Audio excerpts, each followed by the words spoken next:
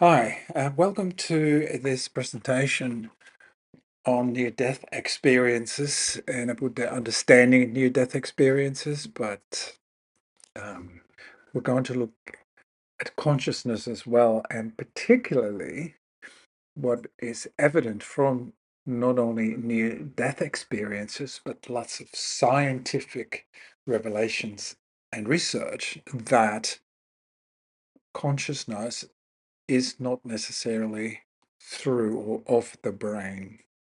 For this presentation, I prepared for the Afterlife Convention called Awaking, and this session was held on the Saturday, the 28th of June, 2025. All right, let's do it. Okay, you can read this yourself, but I will read it out as well. Have you ever noticed how we tend to seek out information that supports what we already believe while ignoring evidence that challenges our views? So, this psychological tendency is known as the confirmation bias. It influences how we interpret information, make decisions, and interact with the world around us. By understanding and overcoming this bias, we open ourselves to intellectual humility and personal growth. So please take this on board. Do realize that everyone has a confirmation bias, and hopefully you can listen and view this presentation with an open mind, with intellectual humility, and with an intention to grow personally. Okay, throughout history, countless individuals who have had near-death experiences, and in the past they were often called mystical experiences, share a profound and consistent revelation. We are not our bodies, and death is not the end. We are not our bodies, and death is not the end. These experiences often describe a sense of expansion beyond physical limits, encounters with unconditional love, and the realization that consciousness eternally exists beyond bodily existence. There is no death of your authentic self. You're not a body, the body can die, but your authentic self is eternal, changeless, whole, all of those things. So, this presentation invites you to explore the idea that your true essence is not confined to your body, but is something far greater, eternal, boundless, and interconnected with all of existence. By reflecting on the accounts of those who have glimpsed beyond physical reality, we can bring to shift our perspective on life, death, and the nature of our true being. And again, look at the statement at the bottom. Your authentic self is eternal and stable, not subjected to change. So, for example, your name. So, my name is Michael. It was Michael 10 years ago, 20 years ago, 30 years ago, and so forth. And it will still be Michael tomorrow, next year, in 10 years, in 20 years. So, it's stable. So, you could easily say, I know my name. You could know my name. It is stable, not subjected to change. So for your authentic self, this is the same. So we call it eternal, which doesn't mean like it is million, trillion, zillion years old. It's actually out of time. There's no time subjected to it. Okay. One story tells more than a million statements. So let's go. As I stand up, I get the last thing with hypothermia, which is tunnel vision. There's this big black circle all the way around me at that distance, and it begins to close rather rapidly, like a stage set with a spotlight coming down to black. And I remember I'm looking around and looking up, and I'm looking over, and I'm looking down at the river, and it's going whoosh. And as it closes, I think to myself, oh, I'm blacking out again. But I'm thinking also, what's different this time? What is this? I'd never seen such a thing before. I expected, as this was closing, that it would be the darkness of the curtain fall and I'd be asleep. But this time, when it went to black, I didn't fall asleep. I was awake. It goes to black and I'm unexpectedly still conscious. I'm now confused. I don't know what's going on. And I don't understand anything. Why? Where's the mountain? Why do I have consciousness? I feel like I have my eyes open, but all I see is darkness. And so all these thoughts are running through my head. And then this darkness gets bigger and bigger and bigger. And it's this crazy thing where it's pitch dark, but I can see in the dark. And way far, far in the distance is a pinprick of light, like a little pop, and pow, light shines, and this is visibly as far away as the furthest star that I could see. But it's the only star in this dark heaven that I'm in. And it rushes toward me. It appears and it rushes toward me, and it begins to fill this darkness with itself really rapidly, traveling an immense distance faster than the speed of light. And I see this thing coming toward me, and it communicates with me telepathically, non-linguistically, no words, just a download of information. And the data was, I'm taking you. And it came with all power. It came with all knowledge. It came with all might. And I'm taking you, and I thought to myself, oh no, you're not. I don't understand what's going on here, but I'm not going anywhere. And I dug down deep inside to put up this willpower that I had, but whatever willpower I had was zero compared to the immensity of the power of this entity.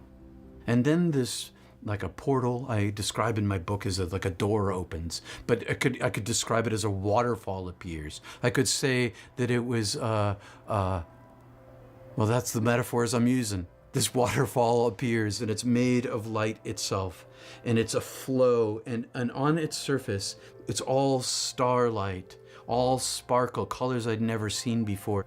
It's the most compelling thing I'd ever witnessed. It's seductive. It's drew me toward itself. And so all of my will vanished. All my self-understanding vanished. All I wanted was it. I often tell it in a certain sequence and a chronology that makes sense to my brain, but that's not the way it happened. It was all together. The first thing that happened to me is I went into a hell of my own making. This hell of my own making was all of the pain that I caused in my life. So I experienced all of the suffering that I gave away from the interior view and personal experience of every single person that I hurt in a chronological sequence in my life. I was in every one of them. Simultaneous to being inside of them and experiencing the pain that I had given them, I was outside of them as the person that I had been, with all of my reasons and emotional status, choosing or emotionally reacting to cause that pain. So I had this bilocated experience, and I felt the shame of the pain that I was causing, not just to the people, but to the divine self, because of this immense love and purity that I was simultaneously perceiving from the unlimited creator who manifests all things, this no thing that is everything. There was a voice.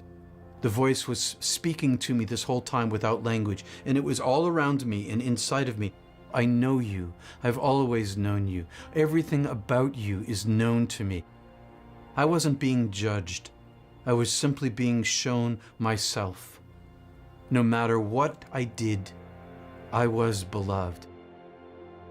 And I got bigger and bigger and bigger in this unitive state of this oneness, and I'm carried across this vast distance to sort of this edge. And at this edge, my consciousness is poked outside of this field of heaven. And I can see all of our universe. I can see all of our universe. I can see all of the galaxies, and I can see beyond our universe. I can see the origin of our universe, and beyond the origin of our universe, sort of above and below it and beyond it, I see all these other universes. And then my vision shifts and I see all of humanity, all of the earthly humanity. I see the earth like a hologram and 7 billion people on it. And the message to me is the same. They are all my beloved. Every single one of them. Amount of love that I love you with, this universe upon universe of love and creation and life that I give to you is the same that I have for every single person.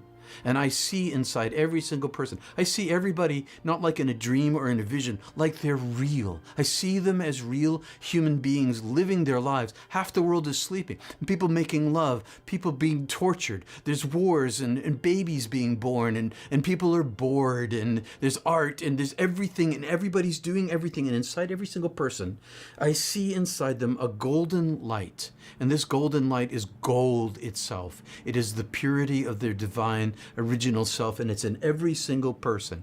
And they cannot see it inside each other. And everything is covered with this thick foam that extends up above the atmosphere. And it's so dense that no one can see the light inside anyone else as I can see it here, making it plainly true that all of the love of all of these multiverses was for everybody. And all of the planets and all of the galaxies and all, not just for us, like everything is particularly beloved. And when I could hear this, then this inflood of love came to me.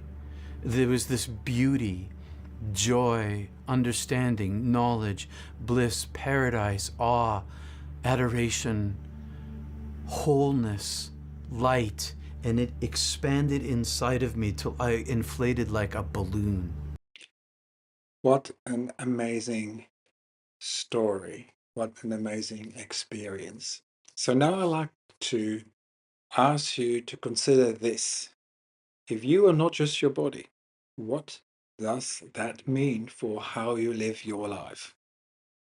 How does it change the way you see challenges, relationships, and even your sense of purpose? So through this presentation, we will delve into the wisdom that near-death experiences offer. And the statement at the bottom just said there, bring peace, fearlessness, and a deeper sense of meaning to your daily life. And on Sunday the 29th in the morning, I have a presentation on my course, a course that aims to consistently connect you with your true self. And many near-death experiences have said that the NDE actually brought peace, fearlessness, and a deeper sense of meaning to their lives. So the first focus is on work by Professor Dr. Jeffrey J. Kribel. He's a professor in the United States of America, and he has this bold new vision for the humanities. So what if the study of the human experience included not just the social and historical, but the mystical, the paranormal, and the impossible? What if the humanities took transcendence of the material realm seriously? So Professor Kribel envisions a future where anomalous experiences, and they often call psi, synchronicity, spiritual visions, near-death experiences, are not dismissed. A future where these experiences are accepted as an objective truth. A future where the impossible becomes a legitimate field of inquiry. So, for over a century, the last 100 years or so, the humanities have been dominated by a materialist ontology. Ontology is like a worldview, one that sees humans as solely biological and cultural constructs locked in space time. But now Professor Dr. Cribble and a lot of his peers ask the question, is this the full picture? And Kribble argues the human being is not just social but superhuman, capable of transcending time, space, and even the known self, the worldly identity, the ego. We are conditioned and transcendent beings. So the humanities must evolve to study not only what we are told we can know, but what we experience. And you can see there why quantum um, theory became so popular, but quantum, you have the superposition idea, which means there is a specific location, a conditioned location, but also there's the superposition or the transcendent state of a particle. So Cripple's call is to open the humanities to the metaphysical and to let us reimagine scholarship as a path to wonder, possibility, and profound transformation. So let's listen to a short clip that I took of a presentation by Professor Gripple. Look, the reason God has to die is that so superhumans can live. We have to stop projecting our own divinity and our own immortality outside of ourselves. And this is what Nietzsche was objecting to. He objected to religion not because of its extreme claims. He was saying something much more extreme, much more outrageous, frankly. He objected to religion because it made people weak. Kripal convincingly shows in his book that many of the foundational thinkers in the humanities, like Nietzsche, Jacques Derrida, Schopenhauer, or William James, had a very open mind when it comes to metaphysics, to ontology, and that they arrived at many of their important ideas not only through scientific reasoning. Some of the most significant individuals in the history of humanities came to their ideas through altered states. We make the mistake of thinking these people thought their way to these ideas. They did not think their way to these ideas. We have to take seriously these ideas as coming from outside the individual. So next we're gonna have a short focus on the work of Professor Dr. Edward Kelly.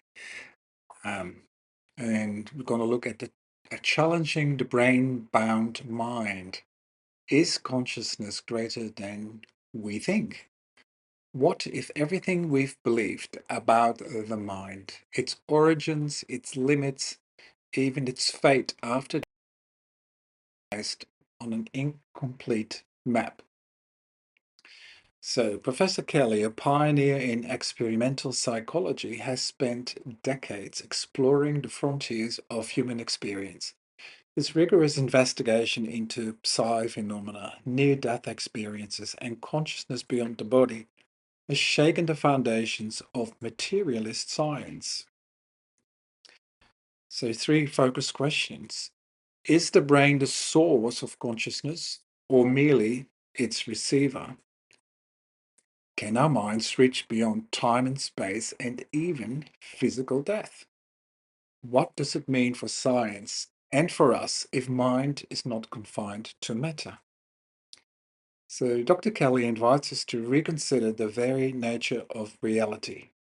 Through phenomenological evidence and deep research into anomalous experiences, he opens a gateway to a world view where consciousness is not the byproduct of biology, but the ground of all being.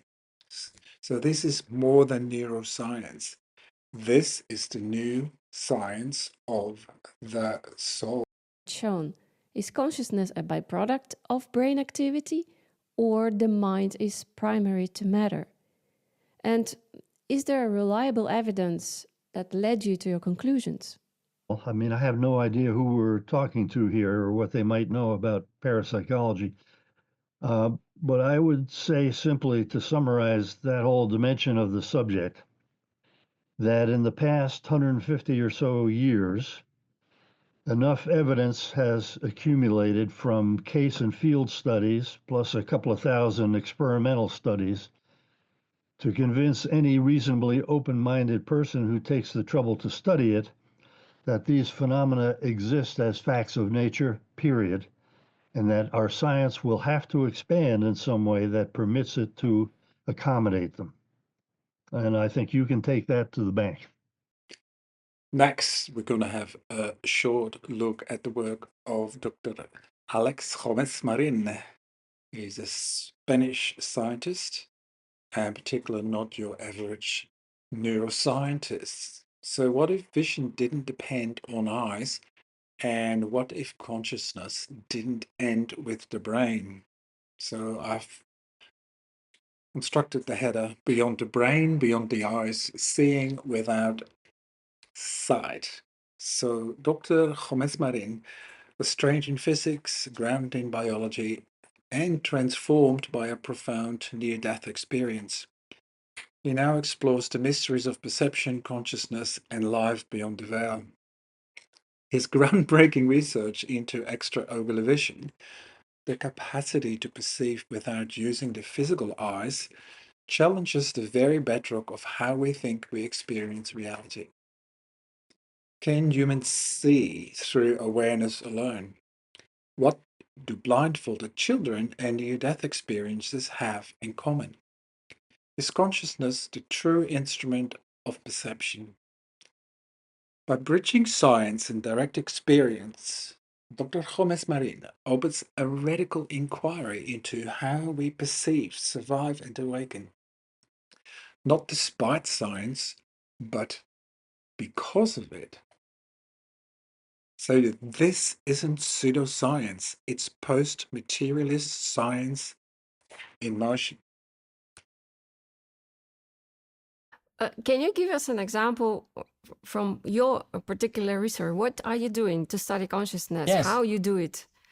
Yes. What results have you achieved? What questions have you answered? All right. Okay. Okay. So I'm working with a blind man who can perceive images in the near surroundings. So this would be like a cousin of what's called remote viewing, this alleged ability. And you always need to say alleged because people say, no, it's not true, it's not proven. Well, there's a lot of evidence and very strong protocols as to how to do that.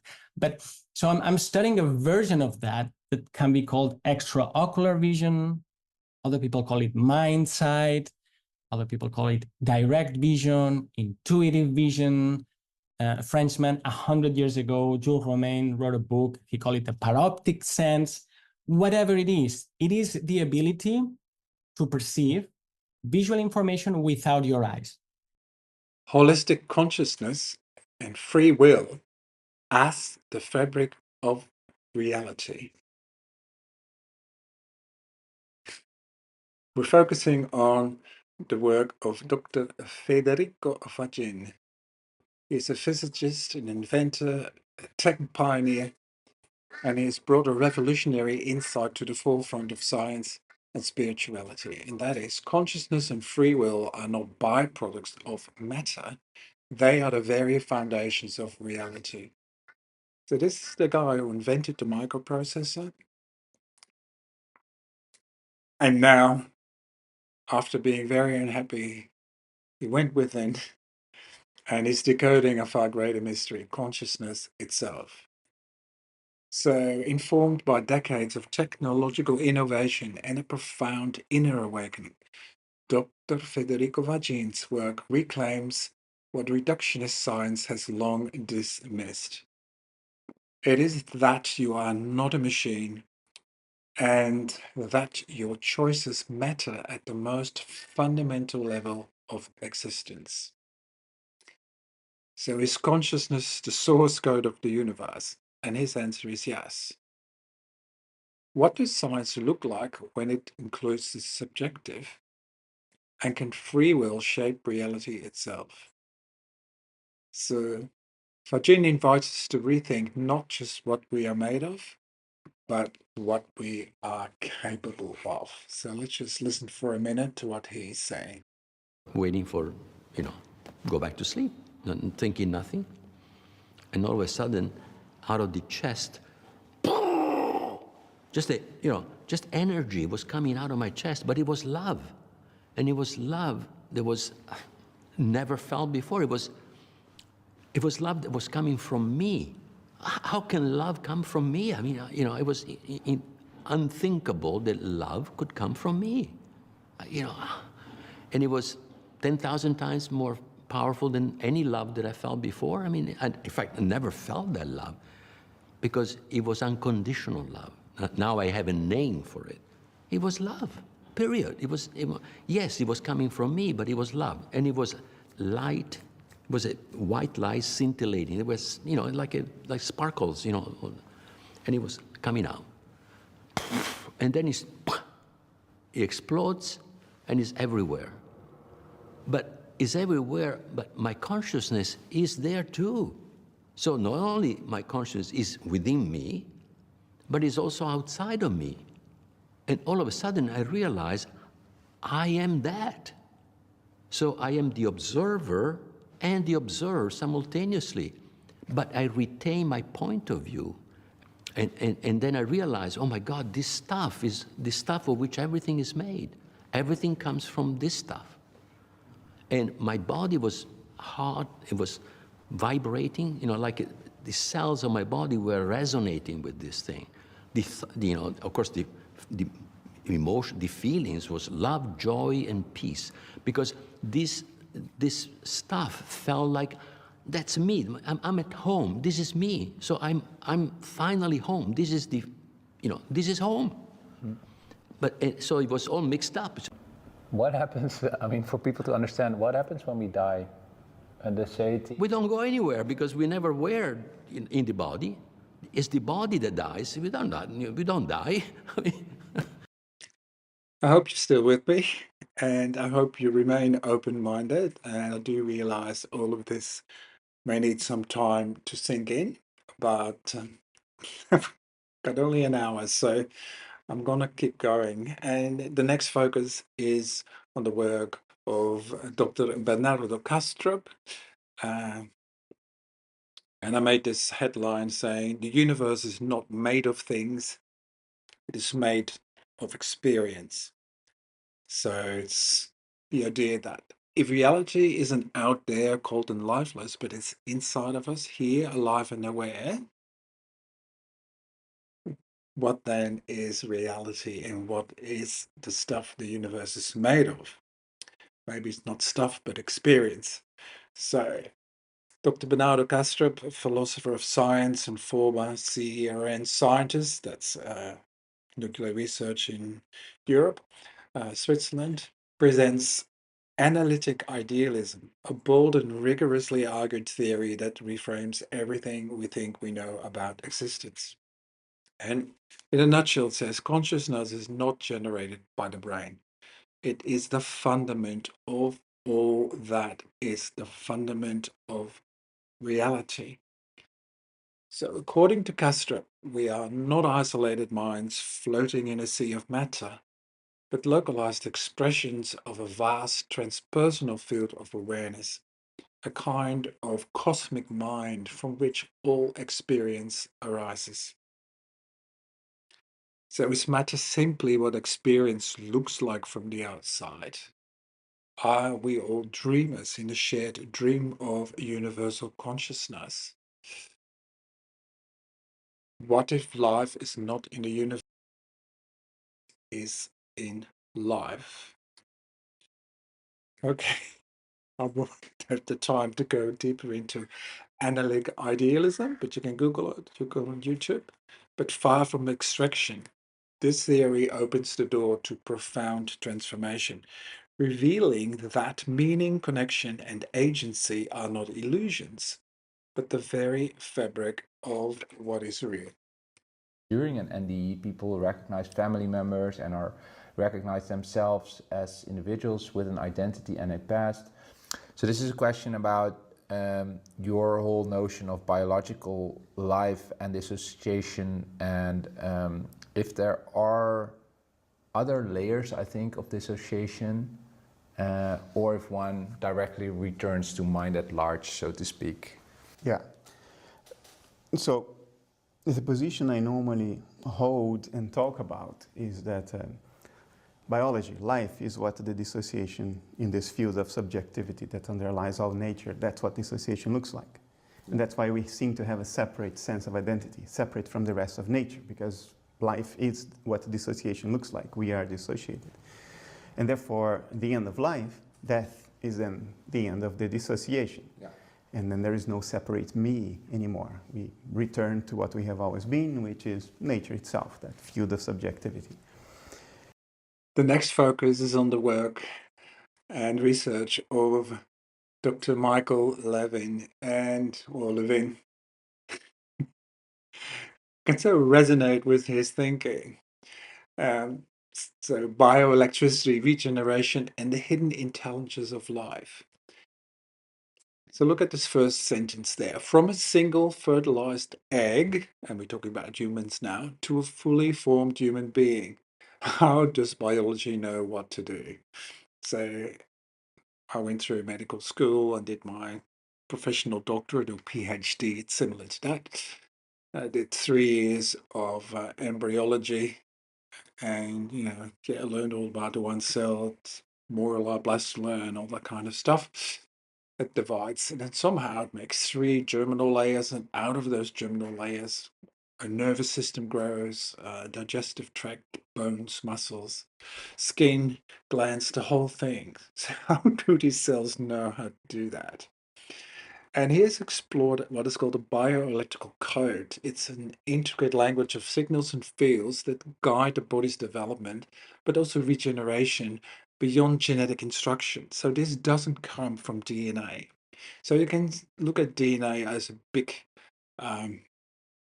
storage shed, and on the shelves there's all the codes to code for different proteins and so forth that can guide metabolism in our body, that can form as neurotransmitter to pass on signals in the brain, make hormones and enzymes, all that kind of stuff.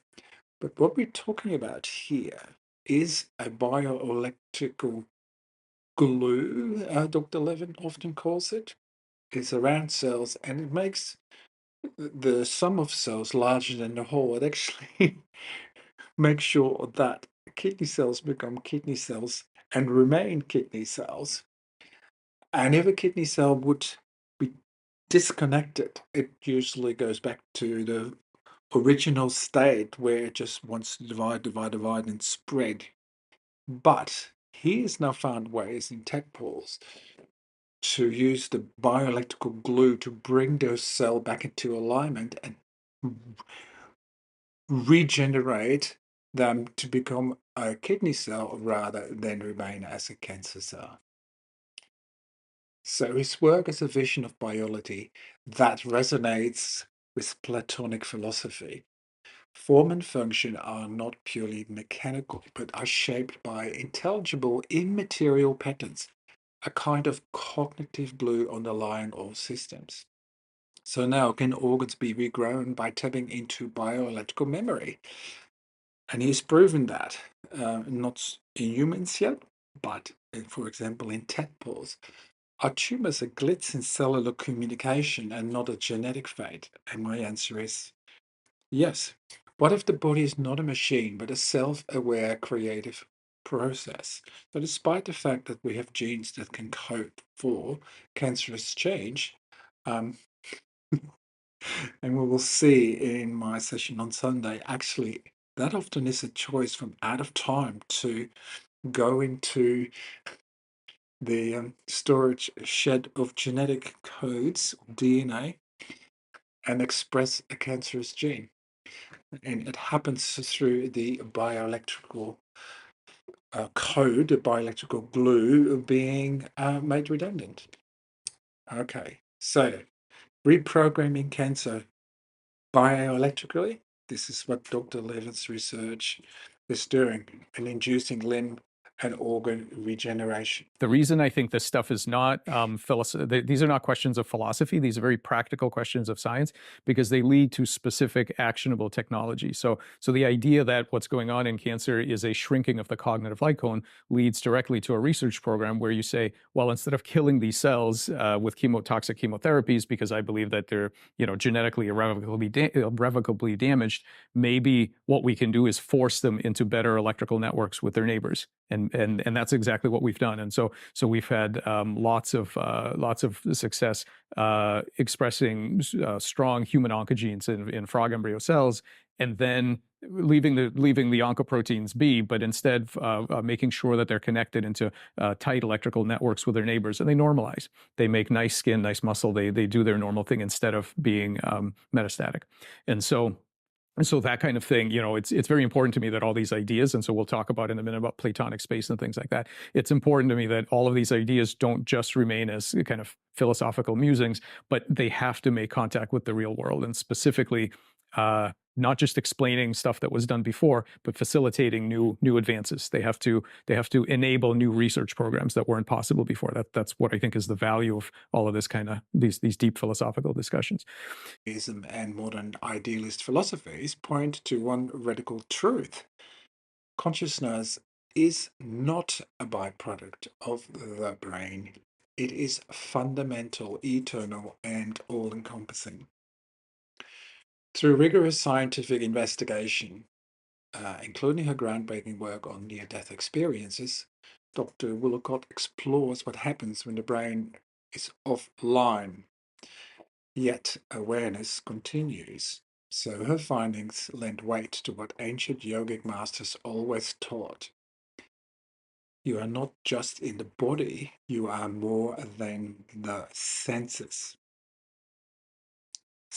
Again, can consciousness exist without neurons?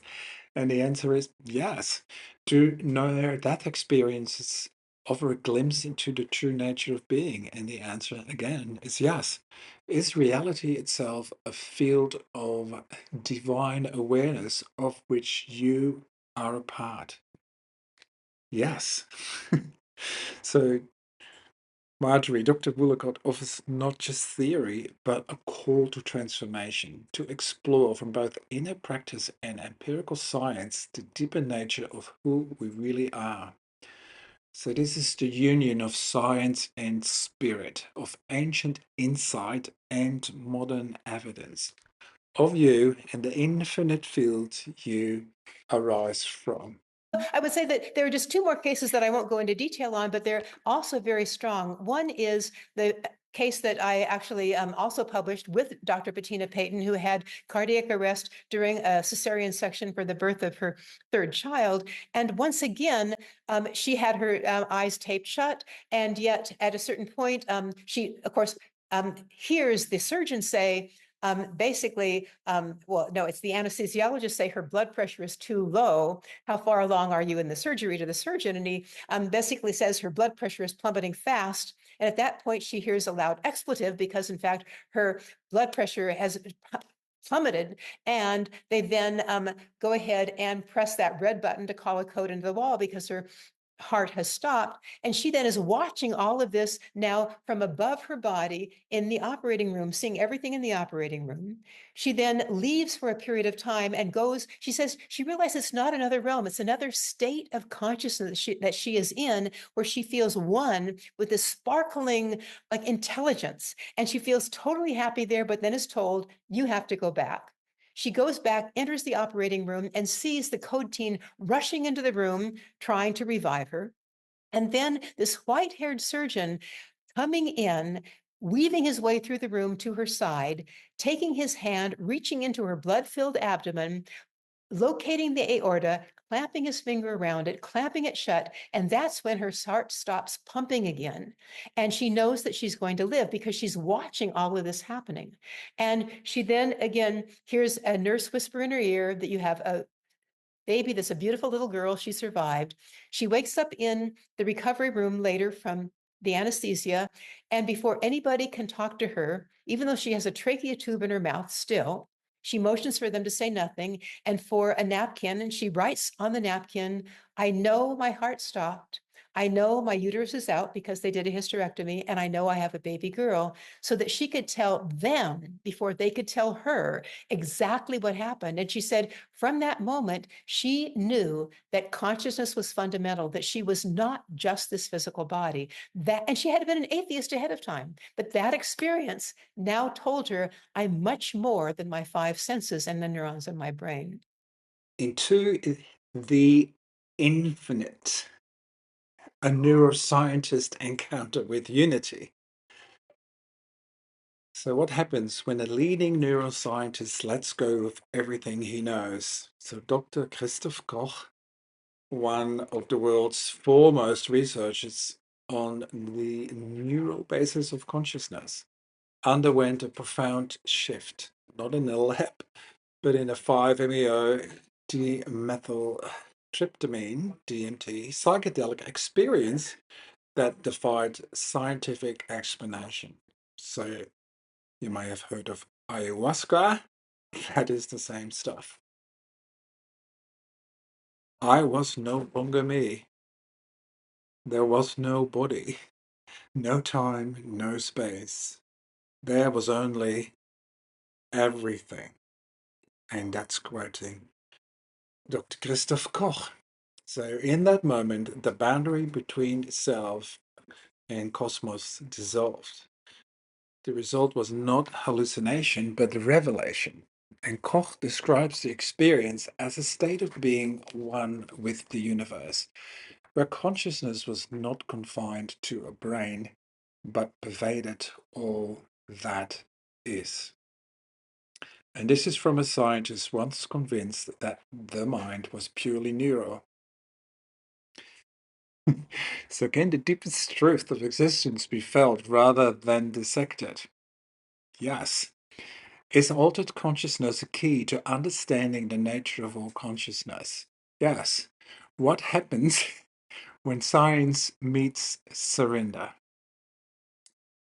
Dr. Koch's courage to step beyond the brain and into the unknown offers a rare glimpse into the mystery of being from the lens of both skepticism and awe. So now he says, well, we're not in the universe, we are the universe, remembering itself. We first had to get down to the basics of consciousness. There's no Turing test for consciousness. The problem of consciousness is not just what most people think, oh, you have to explain how anything can be conscious. That is a problem.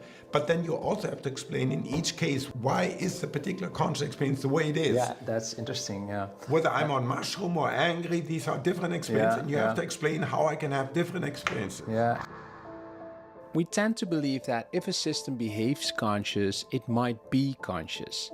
Now, IIT doesn't want to take consciousness at face value. It's not about behavior. Ultimately, you have to look at the hardware level. You have to look at the level where the rubber meets the road. You actually have to look at one transistor acting on other transistors. According to IIT, consciousness has to do with the interconnectedness of the hardware of a system, its integrated information. It measures this as phi. Now, what makes the theory widely applicable is that any system, not only brains, has a phi. Consciousness may be much more widespread than we think. Yeah. A single cell bacteria may already feel like something. Now, where IIT to me becomes really fascinating is that it has no theoretical objections to the idea of a higher form of mind that extends beyond our brains. And a larger consciousness, as you said earlier, would wipe out sort of, if we, the two of us, connect, sort of, and it becomes this new maximum integrated information, it will wipe out our conscious experience. Correct. Suddenly the complexity, this phi measure of our integrated brain, will exceed that of my brain by itself and of your brain by itself. At that point, what will happen? Hans, gone. Christoph, gone. Instead, there will be this new Ubermind, okay, this new amalgamation of Hans and Christoph that'll see out of 4 eyes, that'll have 2 mouths, etc. Christoph Koch is a brilliant, open-minded scientist. But what made this conversation really stand out for me is that he also knows the moment where art sometimes better describes the depth of human consciousness than science. And as a German, he knows his classics. To quote from the second act of Tristan und Isolde, selbst dann bin ich die Welt. That's exactly The title then of your I new am. book. The Yeah. title of my next book, Then I Am the World. Because then I experience the world and me as being identical. Did you have that experience? Yes, I did. Language of life, biosemiotics and the conscious. What if consciousness isn't exclusive to brains? So here we go again, but is woven into the very fabric of life itself.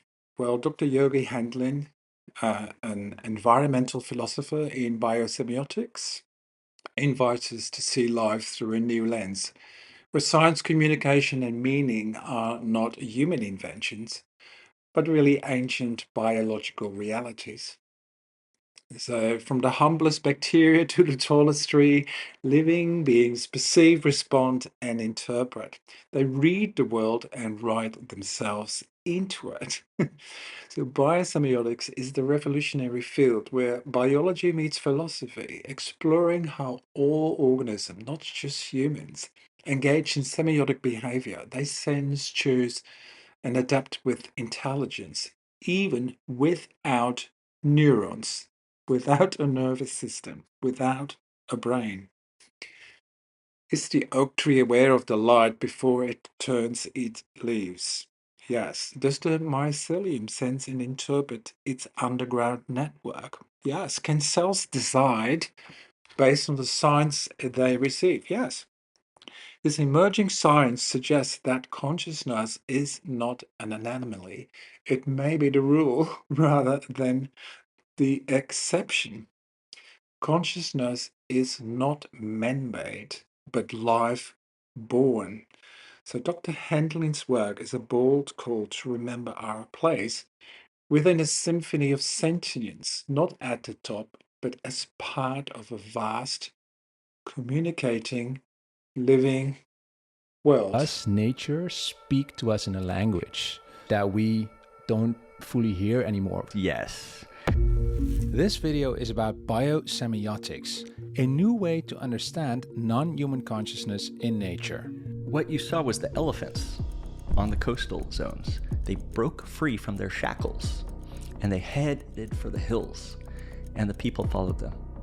Before the tsunami, this is, of course, yeah. Hours before the tsunami. No human and none of our artifacts of measurement knew what was going on, but they knew. Our mind is in the world.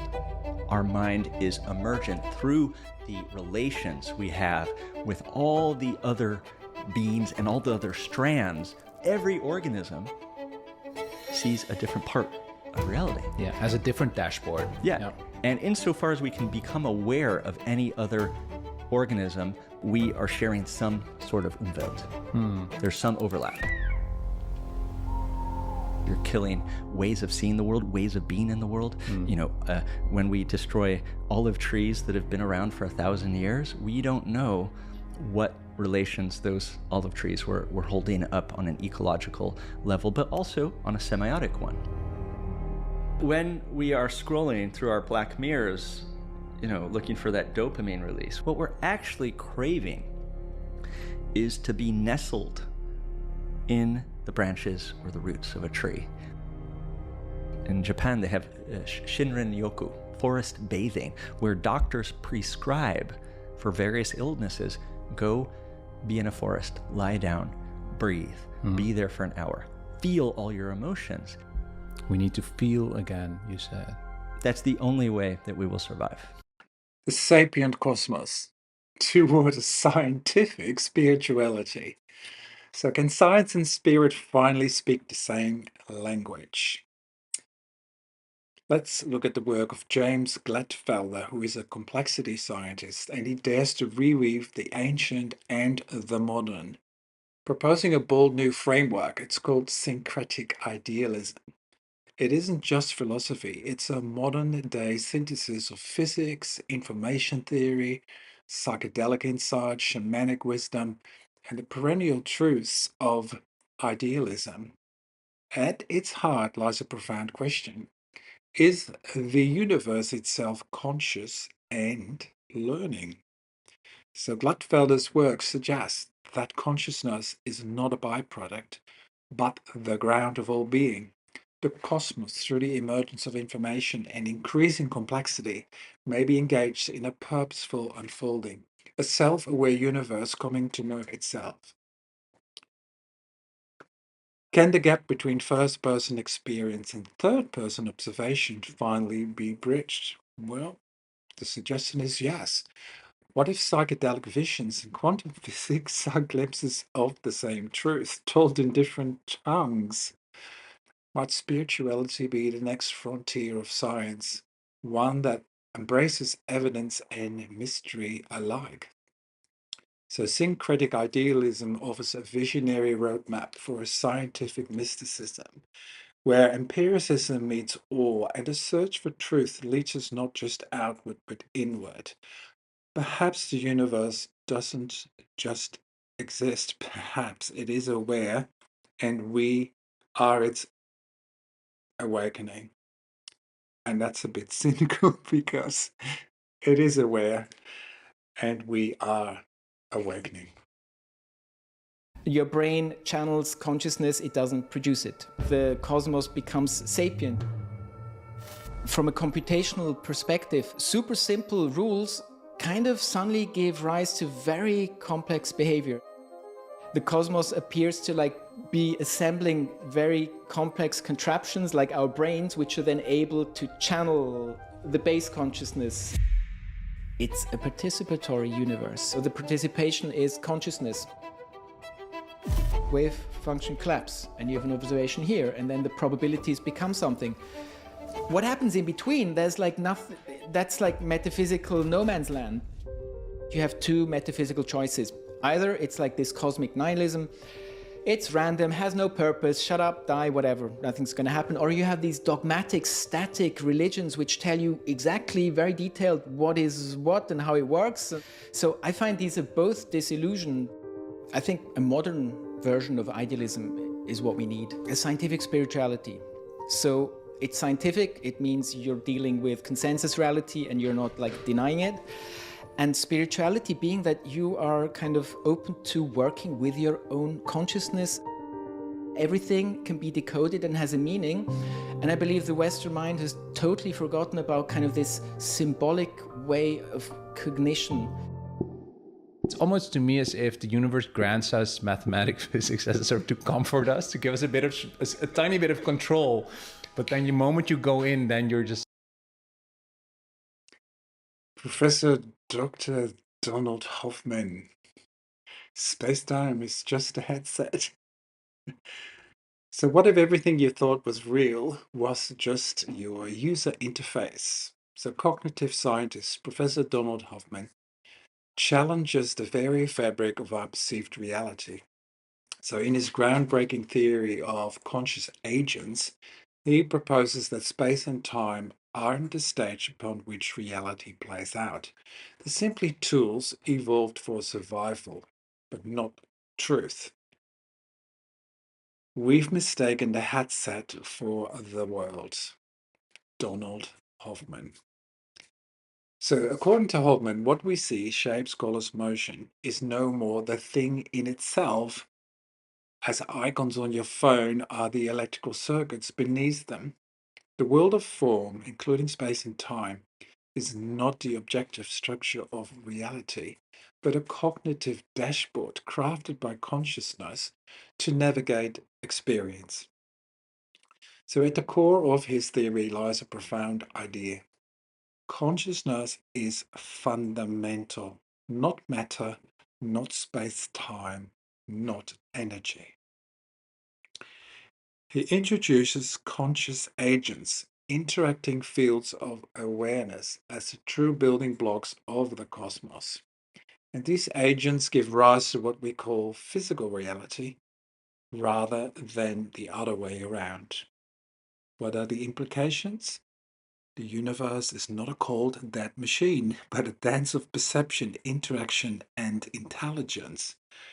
death being not be an end, but a transition between modes of, and your life is not trapped in a three-dimensional prison, but a limited lens awaiting expansions. So let's look at a short clip I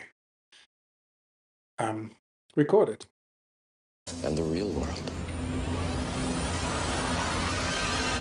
Were you happy with the movie The Matrix, what it did sort of culturally with that metaphor? The Matrix really does open people's minds up to the possibility that what they're experiencing is just a simulation, right? Now, in the Matrix, though, once you pop out of the simulation, it's another space-time world. So when Neo takes off the headset, he's back in a space-time world. Welcome to the real world. So is Trinity and everybody, they're all in a space-time world. So this, what I'm saying, is even more radical, that whatever is beyond space-time is utterly unlike space and time. But this is like fundamental stuff, right? This is the real cool stuff. We're still thinking of traveling in space-time, and we have all these space-time fantasies, right? And most of the galaxies that we can see, we could never go to. Space is expanding so quickly that we could never get to them through space, moving at the speed of light. So there's all this real estate out there that we can see that's waving at us and saying, nanny, nanny, you can never get here. Well, that's if you go through space-time. But if space-time is just a headset, think about the options that come. You don't have to go through space-time, you could go around space-time. When we let go of the physicalist framework, we say, no, I am consciousness. I transcend this. Death is just stepping out of this headset. In other words, we're wired up to take the headset seriously. And so consciousness sort of wired itself up to take the headset seriously. But part of the waking up process is to step back and go, oh, wow, okay. Oh, no, I'm not a little thing inside the headset. The headset is inside of me. I'm eventually going to take the headset off. So I can have a looser relationship with all this stuff. I don't need to get that big house to be something. I don't need to have that big scientific paper. I don't need to be acknowledged. Beyond the Veil, an invitation to awaken. So you've just encountered leading scientists, philosophers, and visionaries who are collectively reshaping our understanding of reality. And the message is clear. You are not a bystander in a mechanical universe. You are a conscious agent, if we quote Donald Hoffman, within a living, intelligent field of awareness. This is not about belief. It is about experience. It's direct, it's grounded, it's transformative. So what happens when you take off the headset of conditioned perception? What if your illness, your longing, your questions are not problems, but portals? What if this isn't just information, but an activation of something ancient and essential in you? So for a moment, let's look at the levels of consciousness. And I just keep it as simple as stupid as possible. 2 levels of consciousness. So at every moment, you are choosing between 2 internal guides. One guide is the consciousness of your emotional, analytical, perceptual mind. That's also called the ego. So our minds are blank. Our human minds are blank when we are born. And then our brain has to learn to interpret information. So one bit of very important information is electromagnetic in nature. So that's sound, but it's also sight. It takes about 3 months before the brain can synthesize images out of the spectrum of electromagnetic waves that we use to give rise to an image of an object, right? So the image is a thought our minds make. It's not the real thing. It's very fundamental to see this. So the images you see in the world around you, if you can see, if you're blind, then it's hopefully you can hear sound. If you're deaf, dumb, and blind, then I don't know. But the images if you can see them, are made in your mind. They're not the real thing.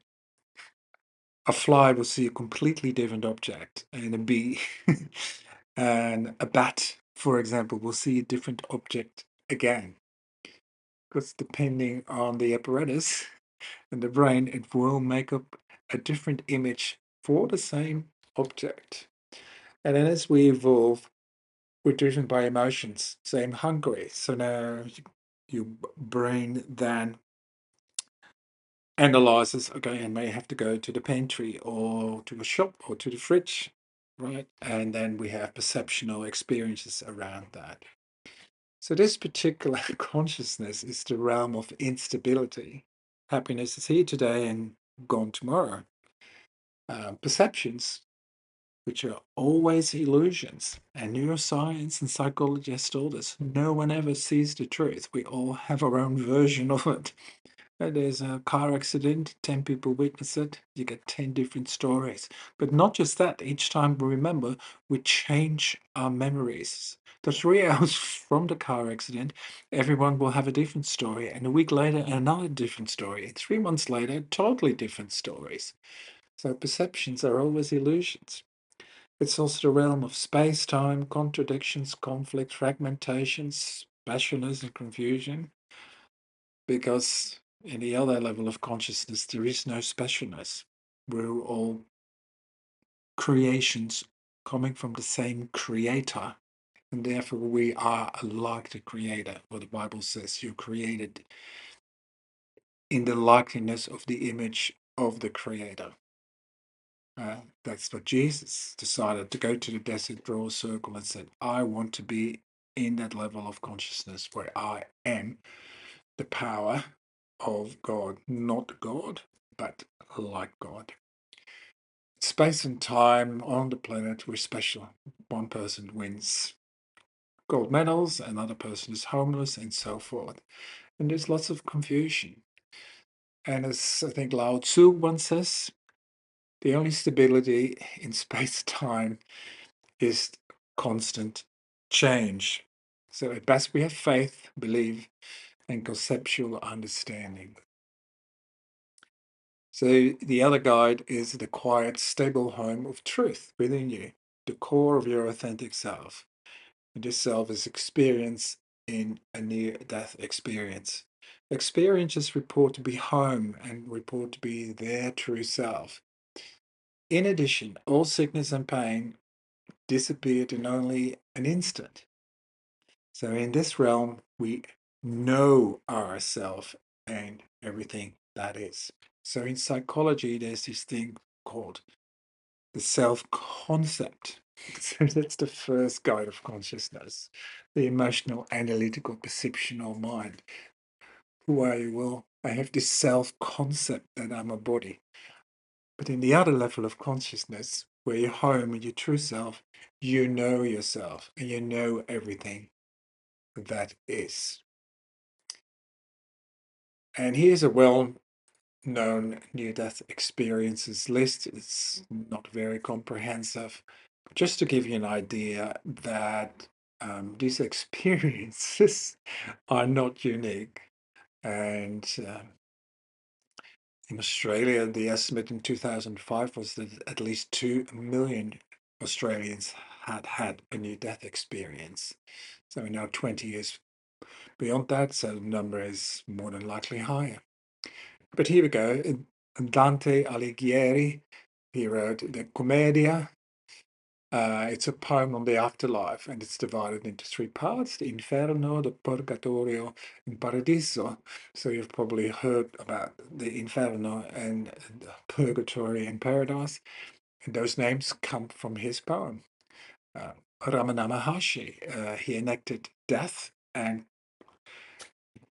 he introduced the process of self-inquiry, and I've given a web link there if you want to take a picture with your phone, or you can ask me later in my booth in B1. But he reached enlightenment in just an instant, where some people practice this yoga over 30 or more years and never get there. It was only a moment it took for Ramana Maharshi. Carl Jung, the famous Swiss psychiatrist and psychologist, and I've got a quote here: until you make the unconscious conscious, it will control you. You will call it fate. And it's also called shadow work. In Sunday session, I will go into it more deeply. Elisabeth Kübler-Ross, she was Swiss as well, moved to the USA, and she became a psychiatrist. And she's famous for the 5 stages of grief in people with terminal illness. Although now the 5 stages of grief are used in nearly everything. I think Dr. Raymond Moody, well, he coined the term near-death experience. He did the same as Ramana Maharshi. He enacted what it would be like to be death, and he said, let me experience that, and he did. And he was the first one to coin the term near-death experience in the 1970s. I think 74. Anita Moyani, she wrote a best-selling book on her near-death experience. So you can look her up and buy her book. It's very good reading. Okay. Some research into near-death experiences. So like I mentioned before, Pereira et al. In 2005 conducted a telephone survey of a representative sample of the Australian population as part of the Roy Morgan Caliber survey, and concluded that 8% of the population, that's more than 2 million, had experienced a near-death experience, and this was published in the Journal of Near-Death Studies, issue 24, number 2, pages 109 and 16 to 116.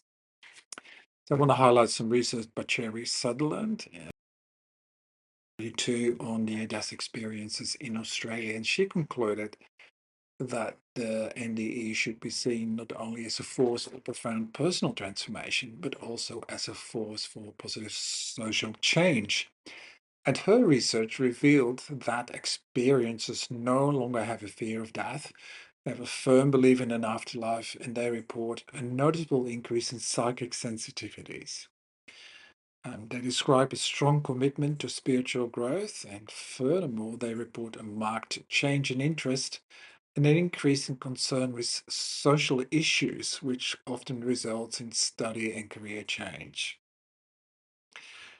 Then 2 really important researchers, because they have performed prospective research. So retrospective research is looking back, finding publications and data from the past, and then analyze it and see if we can find patterns and conclusions. But prospective research is when you actually set up the research model and the experiment, set it right so that all the rules for research are adhered to and complied with. So Penny was an ICU nurse, and she's now a doctor and university professor. And Pim is a Dutch cardiologist, and he researched near-death experience for decades and wrote a now best-selling book. Then there's the International Association for Near-Death Studies by a psychiatrist called Bruce Grayson, who was recently interviewed for 1 hour and 47 minutes by Oprah Winfrey. So you can probably find that on YouTube. And then the Near Death Experience Research Foundation, which is done by a lawyer in Texas, I believe, in the United States of America. And he keeps records with the help of his life partner, his wife. So it's the NDE researchfoundation.org. And there's much more, but I thought I'd just show you some of it. Okay. I've put here challenges for near-death experiences. And I find it very poor practice to stereotype people in general, and certainly to stereotype near-death experiences. It's just that researchers look with things often with a human eye, and they start looking for patterns. What are some things that we can discern with all near-death experiences? So I know that some of you like to learn about patterns, so I put it here.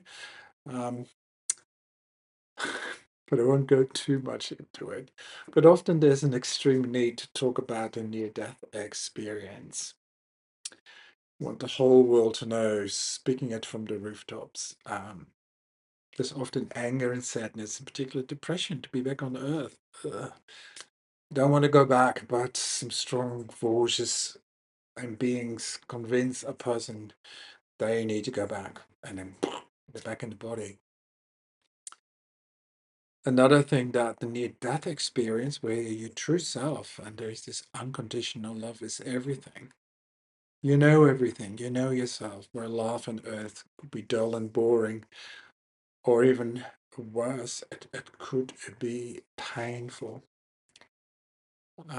Then the problem of feeling rejected by those who didn't experience a near-death experience, as family and friends, loved ones,